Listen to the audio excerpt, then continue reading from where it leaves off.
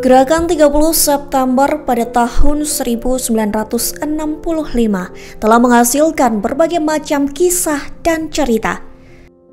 Sejarah mencatat ada 6 jenderal dan 1 TNI yang diculik pada pagi dini hari pada 30 September 1965 yang menjadi tragedi September Berdarah atau peristiwa G30 SPKI.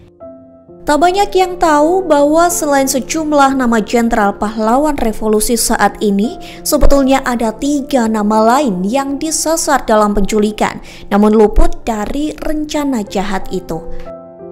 3 pejabat tersebut keburu dicoret dalam daftar perwira tinggi TNI Angkatan Darat yang hendak diculik bersama jenderal lainnya di malam 30 September 1965.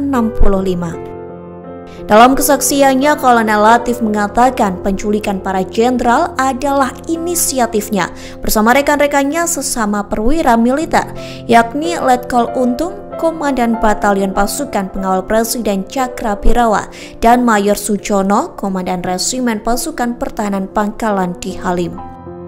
Rapat persiapan dilakukan sampai 10 kali. Lokasinya berganti-ganti, yaitu di rumah sejam Kolonel Latif atau kediaman Kapten Wahyudi.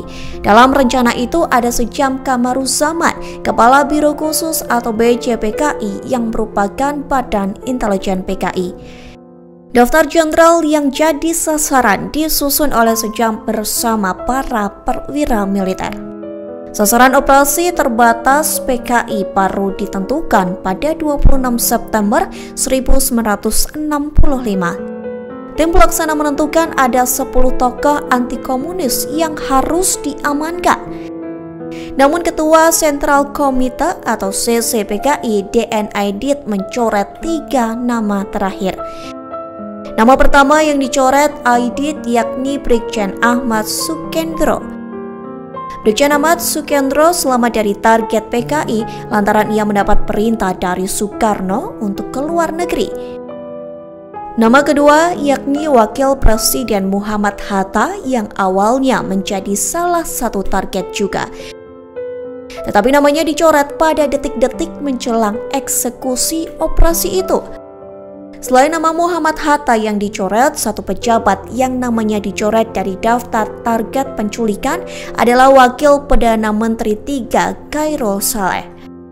Selain mencoret 3 nama target penculikan, nama operasi yang dilakukan pasukan Cakrabirawa ini pun diubah. Kudeta yang awalnya diberi nama Operasi Takari itu diubah di saat akhir menjadi Gerakan 30 September agar tidak berbau militer. Lalu kenapa nama Hatta dicoret? Kata Untung Samsuri, Komandan Batalion 1 Resimen Cakrabirawa Letkol Infanteri, tujuannya untuk menyamarkan kudeta sebagai konflik internal. Dalam operasi itu, Untung pun membagi eksekutor ke dalam 3 satuan tugas. Simpatisan pro-PKI itu berencana menculik para jenderal dan membawanya ke hadapan Presiden Soekarno. Ternyata rencana ini gagal total. Persiapan tidak dilakukan dengan matang. Para jenderal justru dibunuh. Dalam kesaksiannya kepada Mahkamah Militer, Kolonel Latif bercerita alasannya tidak memasukkan nama Soeharto. Terima kasih sudah nonton. Jangan lupa like, subscribe, dan share ya.